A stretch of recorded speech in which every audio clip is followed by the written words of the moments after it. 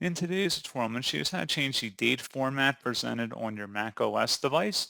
So this should hopefully be a pretty straightforward process, guys. And without further ado, let's go ahead and jump straight into it. So all you have to do is select the Apple icon up in the menu bar and then select System Settings.